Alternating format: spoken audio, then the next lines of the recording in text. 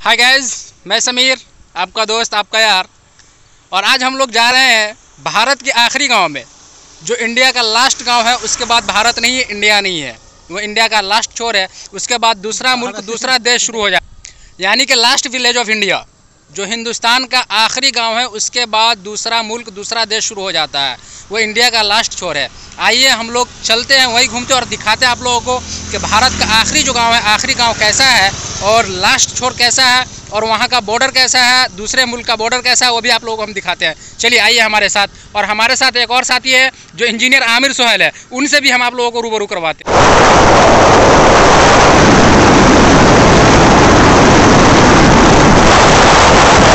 अभी हम लोग पहुंच चुके हैं NH 227, यानी कि नेशनल हाईवे 227, राष्ट्रीय उच्च पथ 227। ये देखिए, आपको सामने बोर्ड भी नज़र आ रहा होगा।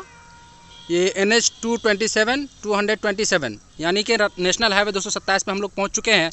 इसी रास्ते के माध्यम से हम लोग भारत के आखिरी छोर, आखिरी गांव तक जाने वाले हैं। आइए देखते हैं आगे का सफ़र कैसा रहता है और वहाँ का नज़ारा क्या है। भारत का आखिरी छोर यानी कि आखिरी गाँव कैसा है, आप लोगों को दिखाते हैं।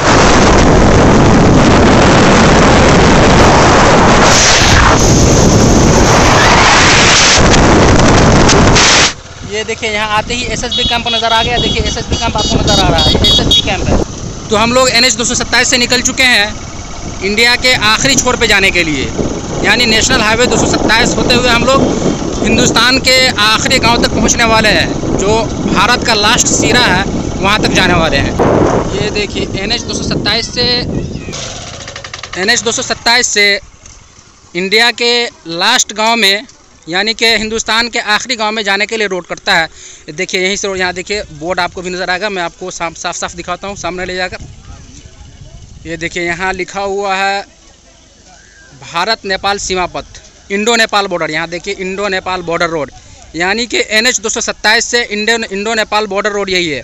यानी कि हिंदुस्तान के आखिरी छोर पे जाने के लिए, भारत के आखिरी गाँव में जाने के लिए हम लोगों को इसी रास्ते से जाना होगा। ये देखिए सामने जो नज़र आ रहा है, ये NH 227 है, नेशनल हाईवे 227 है। और यहीं से ये रास्ता देखिए कच्ची सड़क जा रही है। कच्ची सड़क नहीं, बल्कि अभी इंडो नेपाल बॉर्डर का कंस्ट्रक्शन चल रहा है। यहाँ से हिंदुस्तान का आखिरी गांव, यानी भारत का लास्ट गांव जो है, तकरीबन यहाँ से लगभग 2 किलोमीटर है। देखिए कच्ची रोड है, गाड़ी भी सही से नहीं चल पा रही है। ये देखिए पूरा का पूरा कच्चा है, ऐसे ही अभी काम शुरू। ये देखिए कितना बेकार रोड है, पूरा कीचड़ है। देखिए यहाँ 2 रास्ते। देखिए हम लोग रास्ता भटक गए हुए थे, तो अभी वापस भी फिर हम लोग घूम के इधर जा रहे हैं। देखिए ये जो कंस्ट्रक्शन वाला रोड था, ये सीधा जा रहा था, लेकिन हमें सीधा नहीं जाना था। ये देखिए यहाँ से 2 रास्ते निकलते, एक गांव की तरफ जाता है, हमें इस गांव की तरफ जाना था, तो हम लोग उधर चले गए हुए थे। इस तरह से आपको देखने को मिलेगा। देखिए हमेशा पानी वानी पूरा लगा हुआ इधर है। ये देखिए इस हिसाब से आपको देखने को मिलेगा रहन सहन। देखिए शुरू होने से पहले ही हिंदुस्तान की तरफ से भारत के द्वारा बनाए गए पुलिस छावनी मिली, इसका नज़ारा हम आप लोग करवाते हैं। जिसे SSB कैंप के नाम से जाना जाता है, जहाँ भारतीय जवान, भारत की आन बान शान इंडियन आर्मी रहती है। सामने जो नज़ारा देखिए SSB कैंप है, ये चेक पोस्ट है। ये चेक पोस्ट नज़र आ रहा है, दूसरा मुल्क इसके बाद से शुरू हो जाता है, नज़र आ रहा है सामने SSB कैंप है।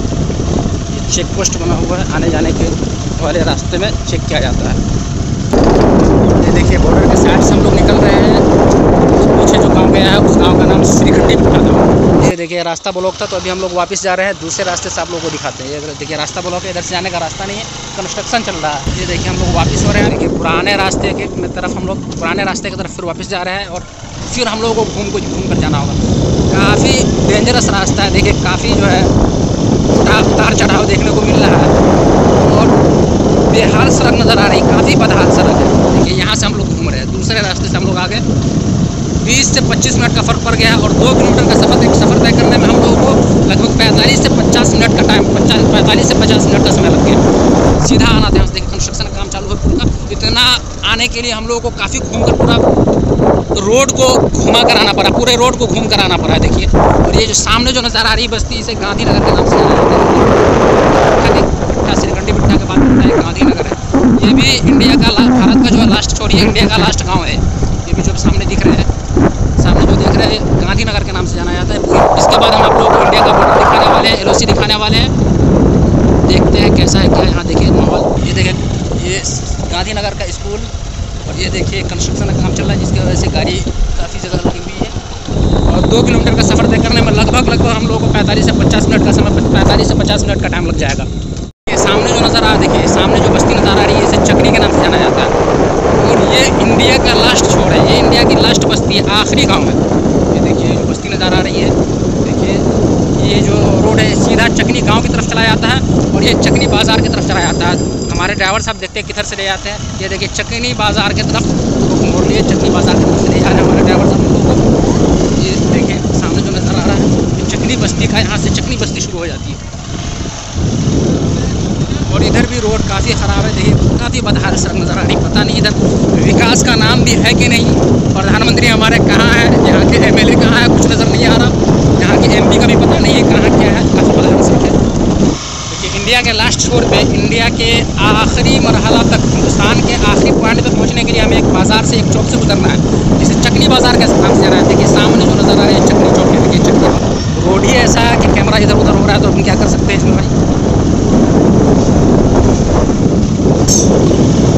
हिंदुस्तान से चकनी गांव जाने का रास्ता। ये रहा पूरा चकनी बाज़ार का नज़ारा। देखिए आप लोग क्लियर तौर पे देख सकते हैं, साफ साफ नज़र आ रहा होगा। ये पूरा चकनी बाज़ार रहा, ये हिंदुस्तान का आखिरी बाज़ार है। इसके बाद हिंदुस्तान का कोई बाज़ार, हिंदुस्तान का कोई चौक, इंडिया का कोई चौक नहीं है। इंडिया का आखिरी चौक है, इंडिया का आखिरी बाज़ार है ये देखिए।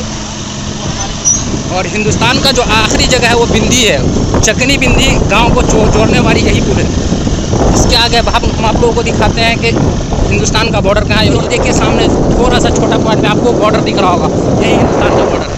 हम आप लोगों को जो करीब से दिखाते हैं हिंदुस्तान का बॉर्डर कैसा है। देखिए यहाँ आपको ना तो पाकिस्तान की तरह ना तो चीन की तरह यहाँ बॉर्डर पे तार और कुछ भी देखने को नहीं मिलेंगे। ये पूरी की पूरी खाली जगह पड़ी है, जो LOC के नाम से, LOC कह लीजिए या LAC कह लीजिए, उसके नाम से जाना जाता है। देखिए ये बॉर्डर है, ये देखिए ये हिंदुस्तान का बॉर्डर आपको सामने दिख रहा है। और देखिए, और ये देखिए हमारे आगे आगे जो चल रही है, यही इंजीनियर आमिर सोहेल साहब है।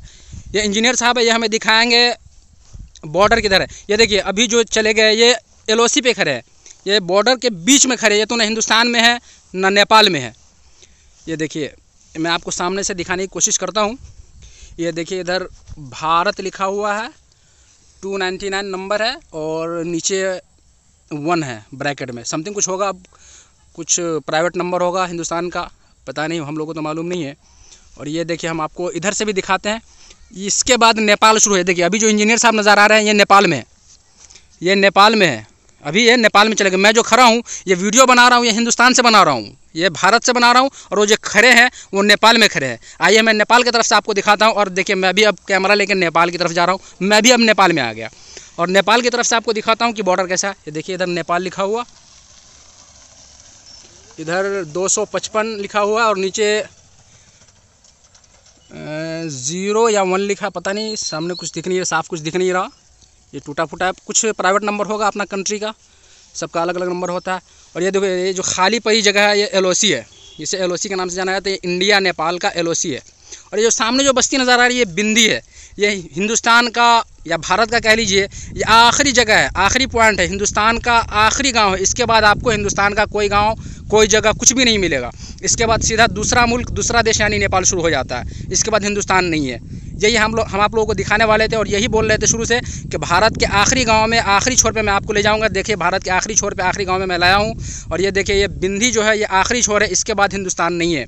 और ये देखिए ये जो सामने जो आप देख रहे हैं ये नेपाल का नज़ारा कर रहे हैं। सामने ये नेपाल है, दूसरा देश है, हिंदुस्तान नहीं है, ये दूसरा देश है। आप लोग सोच रहे होंगे कि यहाँ बॉर्डर पे तार वार भी नहीं है, कुछ भी नहीं है, फोर्स भी नहीं है। इससे पहले तो आपको हम लोग कैंप दिखाए थे, SSB कैंप, और यहाँ शायद आपको तार या जो भी बॉर्डर के हिसाब से सुरक्षा इसलिए देखने को नहीं मिलते हैं कि हिंदुस्तान और नेपाल के बीच बनाव ज़्यादा है। यहाँ के लोगों का मार्केट एक होता है, सब चीज़ एक होता है, रहना सहना घूमना फिरना एक जगह रहते हैं। आपस में अगर तुतु में कुछ भी हो जाए, आपस में झड़प हो जाए, तो हिंदुस्तान और नेपाल के लोग आपस में एक जगह मिल के, एक जगह बैठ के उसका परामर्श निकाल लेते हैं, उसका हल ढूंढ लेते हैं। और एक ही मार्केट हिंदुस्तान में, हिंदुस्तान के अंदर आके नेपाल वाले मार्केट करते हैं और भारत वाले, हिंदुस्तान वाले जाके नेपाल के अंदर मार्केटिंग करते हैं। यानी कि नेपाली लोग, नेपाल के लोग हिंदुस्तान में आके बाज़ार करते हैं, अपने सामान खरीदते हैं, और इंडिया के लोग भी नेपाल में जाकर अपने सामान को खरीदते हैं और बेचते हैं। लेकिन दायरे में जितना कि कानून ने हमें छूट दिया, हमारे संविधान ने हमें कहा है, एक हिसाब से, एक पर्याप्त बैलेंस में, ज़्यादा नहीं। अगर ज़्यादा आप करेंगे तो फिर एसएसबी नेपाल के प्रहरी जो होते हैं, जैसे हमारे यहाँ एसएसबी है, आर्मी है, वहाँ नेपाल में प्रहरी होते हैं बॉर्डर सुरक्षा के लिए प्रहरी, वो अगर ज़्यादा मात्रा में आप ये सामान को ले जाए या फिर लाए तो आपको पकड़ लेगी और आपका मतलब चेक पोस्ट जो बना हो इस पर चेक होगा। जितने मात्रा में ले जाने का और लाने की अनुमति है उस हिसाब से आप ला सकते हैं, ले जा सकते हैं। उस तरीके से अगर आप नेपाल पार कर गए तो इंडिया में आप आइएगा तो एसएसबी आपको चेक पोस्ट पे मिलेंगे, वो आपको चेकअप करेंगे और जितने मात्रा में पर्याप्त बैलेंस में आपको ले जाने की और लाने की छूट है, अनुमति है, उतने हिसाब से आपको ले जाने देगी। अगर उससे ज़्यादा लाएंगे तो आपको फिर पकड़ लेगी और जो कानूनी हिसाब से कार्रवाई है, जो हमारे संविधान के मुताबिक कार्रवाई है, वहाँ पे कार्रवाई की जाएगी। तो आप लोगों ने देखा हिंदुस्तान का आखिरी गाँव, आखिरी छोर और बॉर्डर भी। सामने जो नज़ारा यही बिंदी बस्ती है, बॉर्डर पे ही है, पूरा का पूरा बॉर्डर पे है। ये देखिए बिंदी गांव जाने का रास्ता यही है और शाम भी होता जा रहा है। देखिए शाम भी हो गई, हम लोग वापस में जाना है। ये देखिए यही गांव है। ये देखिए बॉर्डर पे होने की वजह से यहाँ सड़कों की भी व्यवस्था नहीं है, रास्ता भी ठीक ठाक आपको नहीं मिलेगा, पूरी कच्ची सड़क है। देखिए शायद बॉर्डर पे होने की वजह से शाम भी हो गया इसलिए वीडियो भी साफ़ नहीं हो पा रही। और ये देखिए एकदम सेम बॉर्डर पे ही ये गाँव है। देखिए सामने आपको बॉर्डर नजर, ये देखिए यहाँ पे घर है और वहाँ बॉर्डर है, जो वाइट दिख रहा है आपको छोटा सा वो बॉर्डर है। ये देखिए ये सामने बॉर्डर दिख रहा और ये रहा घर। देखिए मैं बोला ना कि बॉर्डर पे ही घर है। देखिए ये सामने घर है और ये बॉर्डर है। एलओसी से 10 मीटर के फासले पे घर है। देखिए ये पूरी की पूरी बस्ती ये एकदम बॉर्डर पे ही बसा हुआ है। देखिए अब हम लोग वापस चलते हैं गांव की तरफ। ये बॉर्डर है और ये देखिए हिंदुस्तान का झंडा लहरता हुआ नजर आएगा। हालांकि नेपाल बॉर्डर पे, लेकिन यहाँ हिंदुस्तान का झंडा देखने को मिल रहा है। देशभक्तों का गाँव लग रहा है। देखिए इस घर पर भी आपको झंडा, तिरंगा झंडा मिलेगा। बिंदी गाँव की मस्जिद है, ये बिंदी मस्जिद है। ये ज़ेर तामीर है, मतलब कंस्ट्रक्शन का काम मस्जिद में चल रहा है। वादा करता हूँ कि अगले वीडियो में पूरे तौर से चकनी गांव में घुमाऊँगा। ये देखिए हिंदुस्तान के लास्ट छोर वाला गांव, आखिरी गांव का वीडियो आप लोगों तक सही पहुँचाऊँगा। पहुँचा तो अभी देता, लेकिन चूँकि अभी शाम हो गया, रात होने वाली है, इसलिए हम लोगों को घर भी वापस जाना है। थोड़ा सा देखते हुए चलते हैं चकनी गाँव। देखिए यही चकनी गाँव है, यहाँ लोगों का घर है। अगले वीडियो में पूरी तरह से चकनी गाँव को घुमाऊँगा।